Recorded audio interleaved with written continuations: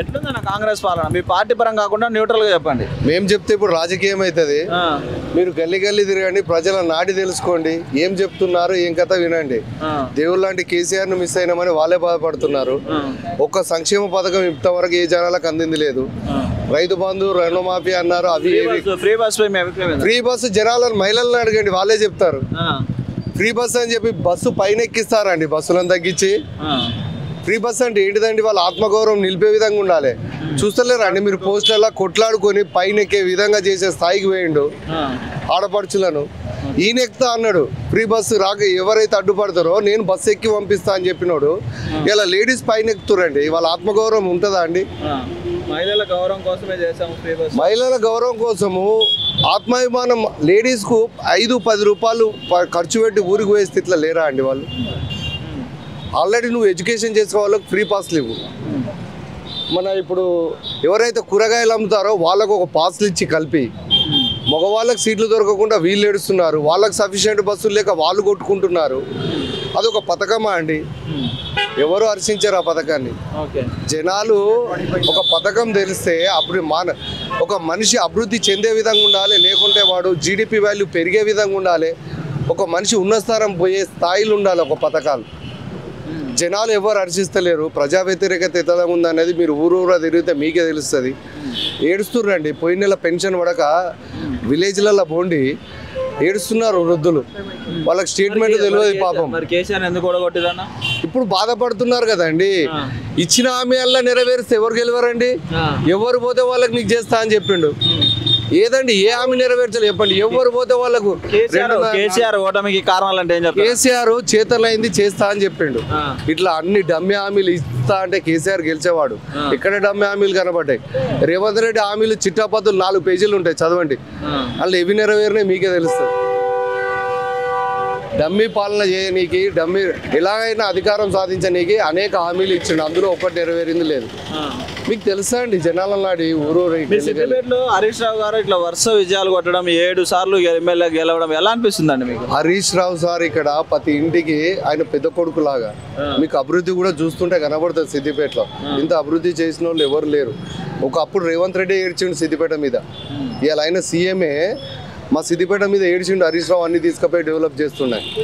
అలాంటి వ్యక్తిని ప్రజలు ఓడగొట్టుకుంటారండి. ఇక్కడ గుండెలో పెట్టుకుని కొలుచుకుంటారు హరీష్ రావుని. ఇక్కడ మళ్ళీ గెలుస్తారా ఈసారి? గెలుస్తా. జననేత అండి ఆయన, జనాలలో ఉండే నాయకుడు. జనాల్లో ఉండే నాయకుడు ఓడిపోతారండి. ఏమంటున్నారంటే ఫ్యూచర్ లో ముఖ్యమంత్రిగా చూడబోతున్నాం హరీష్ రావు. డెఫినెట్లీ అది ఇక చేతలలో ఉండదు, చేతి చూపించడంలో ఉంటుంది, మాటలలో ఉండదు. ఇక మా హరీష్ రావు సార్, పెద్ద సార్ కేసీఆర్ ఆదేశానుసారం ఏ పనైనా చేస్తాడు. పార్టీని ఆయన ధిక్కరించాడు. వాళ్ళు ఏ పదవి ఇస్తే దాన్ని చేసి ఉన్నత స్థానంలో నిలిపే విధంగా బీఆర్ఎస్ను కృషి చేస్తాడు ఆర్గనైజేషన్. ఎలా ఉందన్న అయితే ఇప్పుడు బీజేపీ ఏమన్నా పుంజుకునే అవకాశం ఉందా? ఇక్కడ బీజేపీ పుంజుకుంటుందా అంటే సిద్దిపేటలో మాత్రం, తెలంగాణలో అంటే మనం తెలియదే అండి, చెప్పలేము. సిద్దిపేటలో అయితే క్యాడర్లు మిగతా వాటికి. ఇక్కడ ఉన్నదంతా హరీష్ అన్ననే, హరీష్ అన్న అభిమానులు. రేవంత్ రెడ్డి వచ్చి సిద్దిపేటలో నిలబడితే గెలుస్తాడా? రేపు రిజైన్ చేయమనండి, మేము సార్ని ఒప్పిస్తాం. దమ్ముంటే రమ్మనండి సిద్దిపేటకు. మీరు అంటున్నారు కదా క్వశ్చన్, రేవంత్ రెడ్డిని అడిగి రాండి. ఇక్కడ మేము సార్ కాళ్ళు పట్టుకొని రిజైన్ చేయించి రేవంత్ రెడ్డిని నిలబెడతాడా గెలుస్తాడా చూద్దాం. అంత దమ్ము ఉందా అండి సిద్దిపేటలో హరీష్ రావు మీద పోటీ చేసే? అంత సీఎం అయితే ఏంటండి, ప్రజలకు సేవ చేసి మనుషులు గెలవాలా. సీఎం అయితే గెలుస్తారు సార్ ఎక్కడైనా. మరి నిజామాబాద్లో ఎందుకు ఓడిపోయిందండి? సీఎం అభ్యర్థి కదా, ఎందుకు ఓడిపోయింది? అక్కడ ఈడపడతాడు గెలవలేరండి నాయకులు. ప్రజల గుండెల్లో ఉండాలి, ప్రజాభిమానం ఉండాలా. హరీష్ అన్నకు ఉన్నంత ఫాలోయింగ్ ఉందా అండి ఆయనకు? లేదంటారా? సీఎం అయినా కూడా హరీష్ రావు గారు మీకు తెలుస్తాయండి. నిలబడండి ఎక్కడైనా పోయినప్పుడు ప్రోగ్రామ్ లో హరీష్ అన్న వస్తుంటే జనాలు వస్తుంటారా, సీఎం పోతుంటే అక్కడ జనాలు ఉంటారా? హరీష్ రావు గారు అంటే సిద్దిపేటకి సంబంధించిన వ్యక్తి. ఆయన కాదండి, తెలంగాణలో ఎక్కడ పోండి హరీష్ అన్నకు అభిమానులు ఎట్లుంటారో చూడండి మీరు. హరీష్ అన్న ఉన్న దగ్గర జనాలు ఎట్లుంటారో ఒకసారి చూడండి మీరు. జన హృదయ జనాలను గెలుచుకున్న నాయకుడు అండి. ఫ్యూచర్ ఆఫ్ తెలంగాణ అనుకోవచ్చా? ఫ్యూచర్ ఆఫ్ తెలంగాణ మన ఇంకేంటండి, తెలంగాణ గుండె చప్పుడు హరీష్ అన్న. ఏ పథకాన్ని ఇప్పటికైనా ఏ రకంగా ప్రశ్నిస్తలేండి. ప్రతి విషయంలో గవర్నమెంట్ ఫెయిల్యూర్ను నిలదెత్తి అడుగుతున్నాడు అన్నిట్లలో.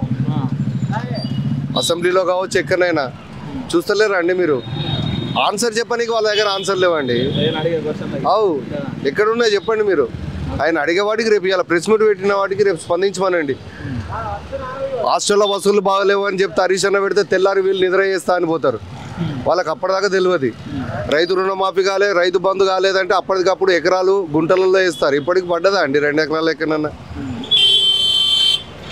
అన్ని బోగస్ మాటలు. కాంగ్రెస్ అంటేనే జూటాబాద్ జనాలలో అందరికీ తెలిసిపోయింది. ఇప్పుడు ఉన్నాయి కానీ స్థానిక ఎలక్షన్లో చూస్తారు వాళ్ళే వ్యతిరేకత. ఎలక్షన్ పెట్టడానికి భయపడుతున్నారు వాళ్ళు. ఇప్పటికి పెట్టండి మనండి. ఇప్పుడు రైతు రుణమాఫీ చేసినా అన్నారు కదా, రేపు పెట్టమనండి. మరి ఎలక్షన్ ఎక్కడదండి, ఏది లేదు. జనాలే సిద్దిపేటలో మరి సార్ కొడతారా మీరు? ఏం కొట్టాలండి, మేము ఆల్రెడీ మున్సిపల్ మాదే అండి. ఇప్పుడు ప్రజెంట్ మేమే ఉన్నాం, నెక్స్ట్ ఉన్నాం మేమే. సార్ను కాదని ఇక్కడ ఏది జరగదు. సార్తో పాటు మేము, మాతో పాటు సార్. అభివృద్ధిలో అందరు తోడు ఉన్నప్పుడు జనాలు కూడా ఎందుకు యాక్సెప్ట్ చేయరండి? సపోర్ట్ చేస్తారు అందరూ. మాకు వచ్చిన ఢిల్లీ నుండి అమృత్ పథకాలు కానీ, ఏదైనా అమృత్ సేవ కింద వచ్చిన పథకాలు కానీ ఏవైనా సిద్దిపేటకు ఆదర్శంగా ఉన్నాయండి.